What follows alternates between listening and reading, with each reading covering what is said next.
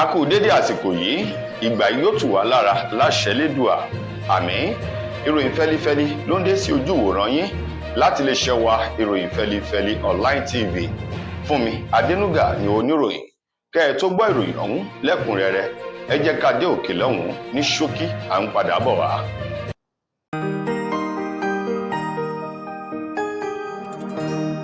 Ìròyìn fẹ́lifẹ́li TV, àjààbálẹ̀ làwọn ìròyìn ti wà, máa wò lóòrèkóòrè.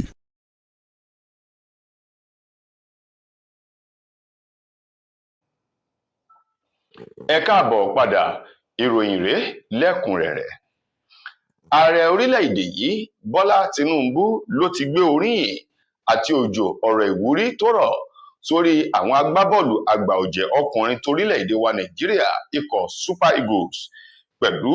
bí wọ́n ṣe ta àtàpínṣẹ̀ pẹ̀lú orílẹ̀-èdè DR Congo ní ìrọ̀lẹ́ ọjọ́ Àìkú tí í ṣe ọjọ́ 16 nínú oṣù kọkànlá ọdún tá a wà yìí, nínú ìfẹsẹ̀wọnsẹ̀ ọ̀hún, èyí tó jẹ́ pé ọ̀mì ayò kankan ni wọ́n ta fún odidi ìṣẹ́jú eléyìí tó ń lọ bíi 20 ìṣẹ́jú ó lé ní 100 kó tó di wípé wọ́n gbá sí mi golí wọ̀ tá a mọ̀ sí penalty, èyí tí orílẹ̀-èdè DR Congo tí wọ́n fi já ewé olúborí na orílẹ̀-èdè wa Nàìjíríà pẹ̀lú àmì ayò 4-3 nínú gbasímiwọ̀, èyí tí ìrìnàjò ọ̀hún padà kú sí tó fún orílẹ̀-èdè DR Congo láti ṣe àṣeyọrí tí wọn yóò kópa nínú ìdíje ife ẹ̀yẹ àgbáyé tọdún 2026 eyín FIFA World Cup 2026. Wàyí o, pẹ̀lú bó ṣe jẹ́ pé àwọn ọmọ orílẹ̀-èdè wa Nàìjíríà wọ́n ti já kúrò nínú ìrìnàjò náà, ààrẹ ilẹ̀ yìí Bọ́lá Ahmed Tinubu rọ̀jò ọ̀rọ̀ ìwúrí sí wọn lórí tó sì kí wọn pẹ̀lú òṣùbà káre èyí tó gbé fún wọn ó ní ìṣubú ẹ̀dá kọ́ lópin ìrìnàjò ẹ̀dá, bí wájú ò bá ṣe lọ ẹ̀yìn yóò ṣe padà sí. Ó ní bó tilẹ̀ jẹ́ pé wọ́n ti já kúrò nínú àwọn tí yóò kópa nínú ìdíje ife ẹ̀yẹ World Cup 2026 ọ̀hún, ó ní kí àwọn agbábọ́ọ̀lù náà fi ọkàn sí ti African Nations Cup èyí tó jẹ́ tilẹ̀ adúláwọ̀, nítorí pé òun nígbàgbọ́ nínú wọn pé nínú èyí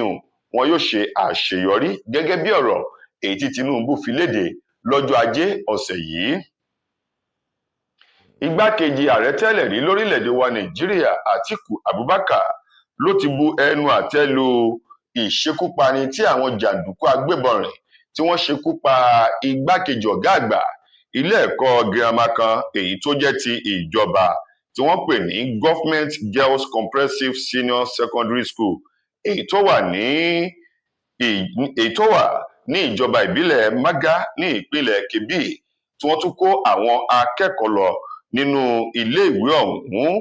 Atiku Abubakar ní ètò ààbò orílẹ̀-èdè yìí tó ti bàjẹ́ sí i ló fà á tí àwọn jàǹdùkú fi ń ráyè ṣe iṣẹ́ ibi ọ̀hún tí wọ́n tún lọ ní ọ̀fẹ́ láìsí wípé ọwọ́ àwọn agbófinró ó tó wọn. Nínú ọ̀rọ̀ kan tí Atiku fi léde lọ́jọ́ Ajé lórí ìkànnì ayélujára X rẹ̀ tá a mọ̀ sí Twitter tẹ́lẹ̀, ló bẹnu àtẹ́ lu iṣẹ́ ọ̀hún àti bí wọ́n ṣe pa ọ̀kan gbòógì nínú ẹgbẹ́ òṣèlú APC, èyí tí àwọn agbébọn rìn tí wọ́n pa ọ̀gbẹ́ni náà Umar Mariki bí wọ́n ṣe ṣekú pa Atiku Abubakar ní ọ̀gbẹ́ni ọ̀hún tí wọ́n pa ní ìpínlẹ̀ Zamfara àti ìṣẹ̀lẹ̀ tó ṣẹlẹ̀ ní ìpínlẹ̀ Kebbi yìí jẹ́ ohun tó bani lọ́kàn jẹ́, eléyìí tó ta àbùkù bá ètò ààbò orílẹ̀-èdè Nàìjíríà. Wàyí o, onírúfẹ́ ìṣẹ̀lẹ̀ yìí ti ṣẹlẹ̀ ní ìpínlẹ̀ Plateau, ìpínlẹ̀ Benue, ìpínlẹ̀ Borno àti àwọn ìpínlẹ̀ yòókù, èyí tó fi hàn wípé ìpínlẹ̀ Kano náà irú nǹkan wọ̀nyí ṣẹlẹ̀ níbẹ̀ tó mú kí gbogbo àwọn olùgbé kan fọ́n lu oko kí oníkálukú sàsálà fún ẹ̀mí rẹ̀ ní ìlú tó lọ́ba tó níjòyè. Lákòótán, ó rọ ìjọba àpapọ̀ ilẹ̀ yìí kó dákun dábọ̀ gbé ìgbésẹ̀ nítorí kíákíá láti lè rí dájú pé ètò ààbò ó wà ní orílẹ̀-èdè yìí fún ìfọkànbalẹ̀ ẹ̀mí òun dúkìá àwọn ọmọ orílẹ̀-èdè Nàìjíríà, gẹ́gẹ́ bí ọ̀rọ̀ Atiku Abubakar. Lórí ẹ̀sùn èyí tí ìjọba orílẹ̀-èdè Amẹ́ríkà tó fi kan orílẹ̀-èdè wa Nàìjíríà wípé wọ́n ń ṣekú pa àwọn ènìyàn tó fi mọ́ àwọn ọmọlẹ́yìn Kìrìsìtẹ́nì lórílẹ̀-èdè yìí látọwọ́ àwọn ẹṣin òkọkú Boko Haram, àwọn agbésùmọ̀mí èyí tó ń dami àlàáfíà orílẹ̀-èdè Nàìjíríà láàmú wàyí o àwọn ọmọ ilé ìgbìmọ̀ aṣojú-ṣòfin ní orílẹ̀-èdè Amẹ́ríkà ni wọ́n ti gbé ìgbésẹ̀ láti ṣe àyẹ̀wò ọ̀fínkíníntó lórí ọ̀rọ̀ ọ̀hún tó tẹnu ààrẹ orílẹ̀-èdè Amẹ́ríkà Donald Trump jáde sí orílẹ̀-èdè Nàìjíríà pẹ̀lú àwọn ìpàdé kan tí wọ́n fẹ́ ṣe pẹ̀lú àwọn àgbà ọ̀jẹ̀ lẹ́nu lọ́rọ̀ nínú ètò ìṣèjọba àti ẹ̀sìn kìrìsìtẹ́nì lórílẹ̀-èdè Nàìjíríà pẹ̀lú àwọn igun kan tí wọ́n pè ní Country of Particular Concern CPC èyí tí wọ́n ní àwọn wọ̀nyí ni ó wà níbi ìpàdé náà tí wọn yóò ṣe pẹ̀lú àwọn aṣòfin orílẹ̀-èdè Amẹ́ríkà. Wọ́n fẹ́ mọ ọ̀fínkíníntó ọ̀rọ̀ tí Donald Trump àti ẹ̀sùn tó fi kan orílẹ̀-èdè Nàìjíríà wípé àwọn agbésùmọ̀mí àwọn ẹṣin òkọ́kù Boko Haram wọ́n ń da omi àlàáfíà Nàìjíríà láàmú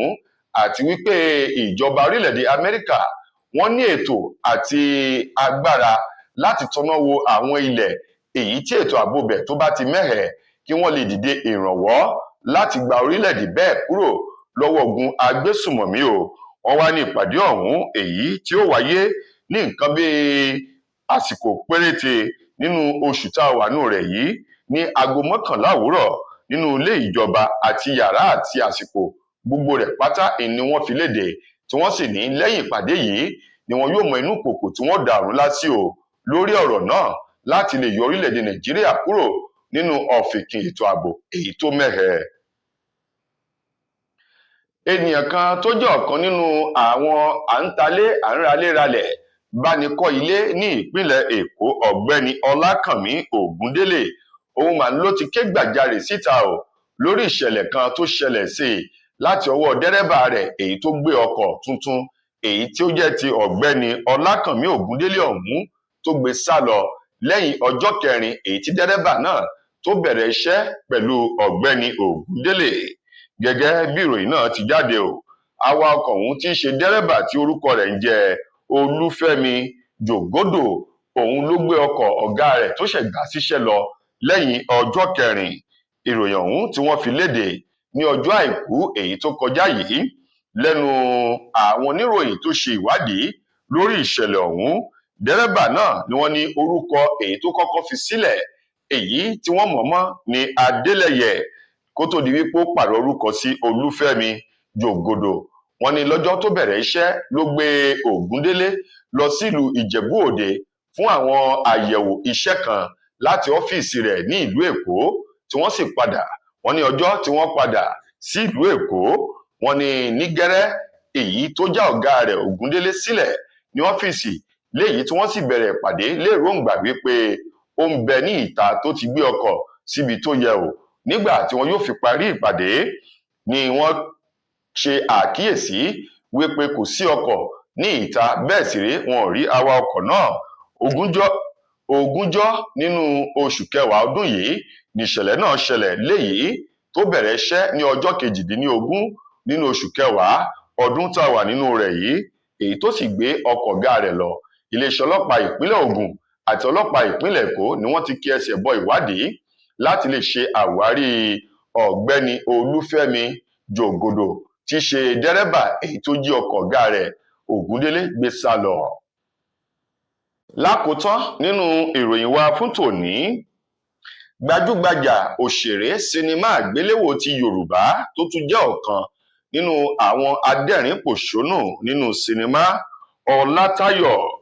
Àmọ́kádé tí gbogbo èèyàn mọ̀ sí Ìjẹ̀bú òun mà ló ti gba arábìnrin Ìmísí ọ̀kan nínú àwọn tó kópa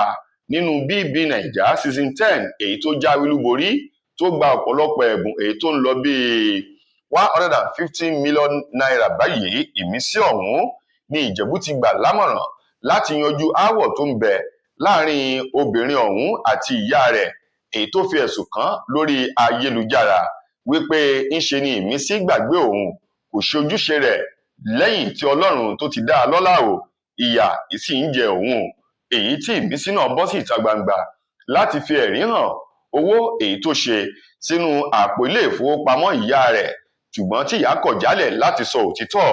Wàyí o ṣé Yorùbá ní àgbà kì í bẹ lọ́jà kó rí ọmọ tuntun wọ̀. Ìjẹ̀bú tó jẹ́ ọ̀kan nínú àwọn òṣèré sinimá tó gbajúmọ̀ ní Ọlọ́run kékeré ni ìyá àti bàbá jẹ́ fún ọmọ o tó bá sì ní àwọn méjèèjì, ó ní bó sì jẹ́ ọ̀kan náà ló ní,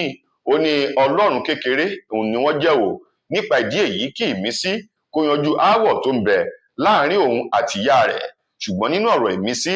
nígbà tí ètò bíbí Naija tó ń lọ lọ́wọ́ ń ló sọ ohun tójú rẹ̀ rí o. Ó ní òun ṣẹ́ oyún nígbà tóun wà ní ọmọ ọdún 13. Ó ní òun wà ní ọmọ ọdún 12 ni àwọn oníṣẹ́ ibi ọkùnrin ni wọ́n fi tìpátìkúùkù já ṣọ́ọ̀bù òun lẹ́ẹ̀mejì ọ̀tọ̀ọ̀tọ̀ tí wọ́n sì kó ọjà gidi lọ́nbẹ̀, èyí tó jẹ́ pé ọmọ ọdún 13 lòun wà nígbà tóun ní oyún tóun sì bà oyún náà jẹ́. Ó ní bàbá tó bí òun lọ́mọ lé òun kúrò nínú ilé nígbà tóun bẹ ní ọmọ ọdún 11 tóun sì gbabẹ̀ lọ sí ọ̀dọ̀ ìyá tó bí ìyá òun lọ́mọ, níbi tóun ti ń bá wọn kiri fùfú ní àwọn ìṣẹ̀lẹ̀ abàmì ọ̀hún ti ṣẹlẹ̀ sí òun. Ó ní ohun tójú òun rí kì í ṣe ohun tí èèyàn lè máa sọ tí ò ní gba omi lójú òun. Ó ní gbogbo ìgbà yìí ìyá tó bí òun lọ́mọ ń bẹ láyé ṣùgbọ́n tó kọ̀ jálẹ̀ láti ṣe ẹ̀tọ́ gẹ́gẹ́ bí ìyá lórí ọmọ. Ó ní ìyà tó jẹ òun ò bẹ Ọlọ́run kí irú ìyà yìí kó jẹ àwọn ọmọ òun o. Ó ní nígbà tí òun padà ṣoríire níyà òun tó bọ́ síta láti máa fi ẹ̀sùn kan òun káàkiri wípé òun kọ̀ láti tọ́jú òun gẹ́gẹ́ bí ọmọ sí ìyá. Wọ̀nyí ni àwọn ọ̀rọ̀ tó ń lọ láàrin ìmísí àti ìyá rẹ̀, èyí tó mú kí Ìjẹ̀bú dá sí wípé bó ti wù kó rí ìyá ẹni nìyá ẹni, Ọlọ́run kékeré sì ni wọ́n o. Ìjẹ̀bú rọ ìmísí láti dákundábọ̀ kó parí aáwọ̀ tó ń bẹ láàrin òun pẹ̀lú ìyá rẹ̀, kí gbogbo rògbòdìyàn àwọn àṣírí ìkọ̀rọ̀ èyí tó ń fẹ́ sí ìta lórí ayélujára kó lè dẹ́kun, kí àlàáfíà kó lè jọba láàrin ìmísí àti ìyá rẹ̀ gẹ́gẹ́ bí ọ̀rọ̀ àmọ̀ràn èyí tí Ìjẹ̀bú tó gba ìmísí. Tó ẹ̀yin ará, Yorùbá ní bí ọkọ̀ bá rí òkun tó bá rí ọ̀sà ń fàbọ̀ fún elébùté ni. Ìròyìn wa kò ní jù báyìí lọ fún tòní. Títí dìgbà míì tẹ́ máa láǹfààní láti gbọ́ tòrò ìmí nílé iṣẹ́ wa. Mo gbà á ládùúrà wípé ilé ò ní lé wa, ọ̀nà ò ní nà wá. Fúnmi Adénúgà ló mú ìròyìn wá sí ojú ìwòran yín. Ẹ ṣeun gan ni o.